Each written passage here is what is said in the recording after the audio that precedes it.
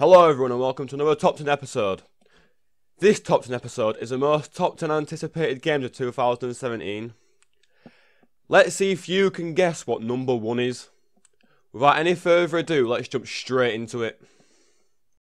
Number 10 on the list is God of War. Sony's sensational hack-and-slash franchise is getting a fresh start with a plainly titled God of War, which swaps out Greek mythology for Norse and gives Kratos some interesting new things. A beard, a giant axe instead of dual blades. Oh, and a son too.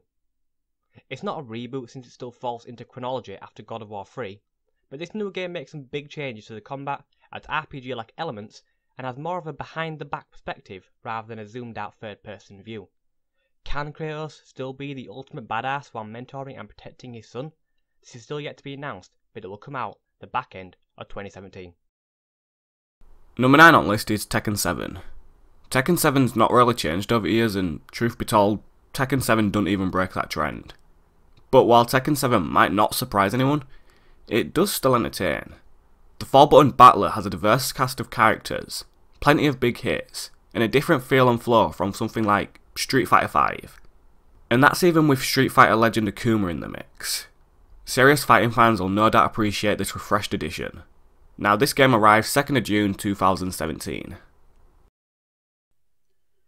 Number 8 on the list. Crash Bandicoot in SANE Trilogy. Rumours have swirled fears about the potential Crash Bandicoot revival, and the PS1 era marsupial is finally making his return in the Crash Bandicoot in SANE Trilogy.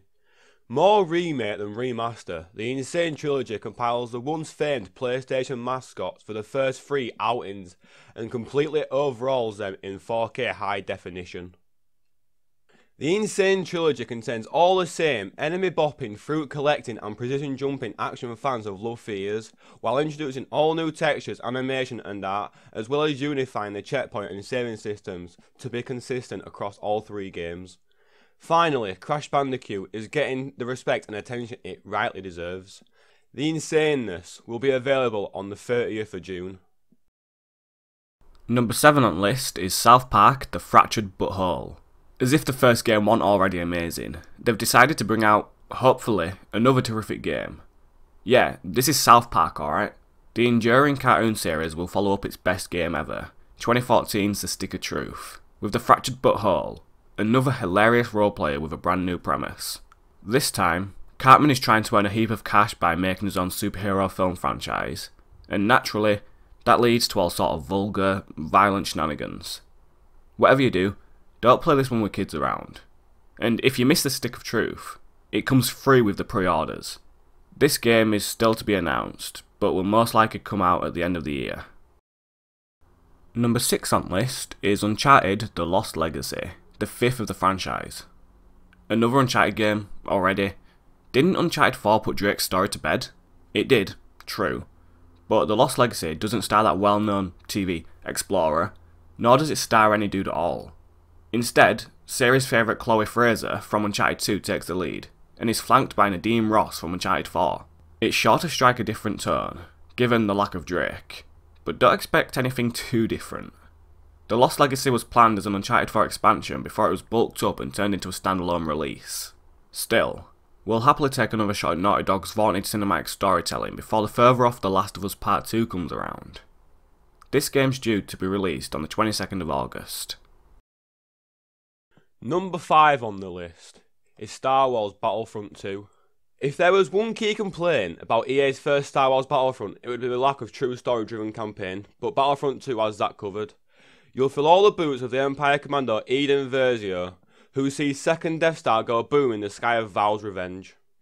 You'll fight for that vengeance across 30 years of Star Wars action, along with some apparent deviations that will let you control Kylo Ren and Luke Skywalker instead. And Battlefront 2 will go big again on multiplayer, with 40-player showdowns spanning all 3 film eras and larger focus on space combat. This game is set to come out at the end of 2017. Number 4 on the list is Agents of Mayhem. Volition is known for making over-the-top games, given its insane Saints Row series, and Agents of Mayhem is no different in that regard. It is different in other ways though. For example, it boasts 12 playable characters rather than just one customizable hero, and it's a strictly single-player affair. Agents of Mayhem has something of a Crackdown meets Overwatch vibe to it, and it is clearly chock full of humour, not to mention loads of action. Given the studio's pedigree, we have to believe that'll be a blast. This game is set to arrive on the 18th of August. Number 3 on the list is COD World War II. Another year, another Call of Duty. But after all excitement of futuristic combat zones seemed to be tapped out, Activision is finally taking COD back to World War II.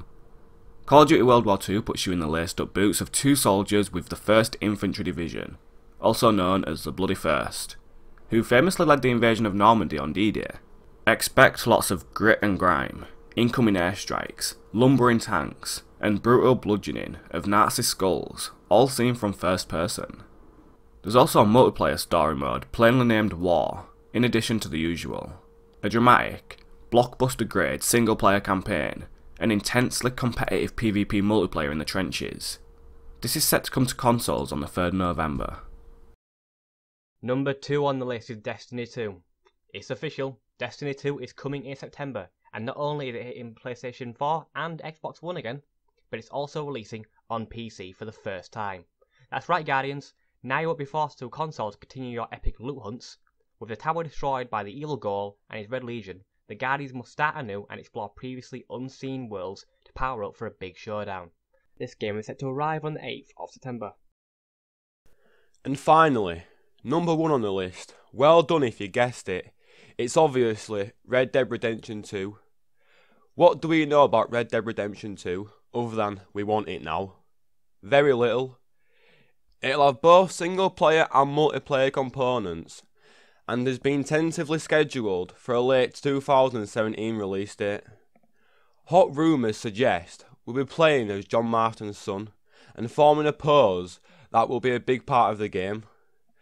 The setting is towards the end of the Wild West era, so will likely be set after the last game. This game is still to be announced when it's coming out this year. That's it for this video. Please like, share and subscribe if you haven't done already, and I will see you guys later.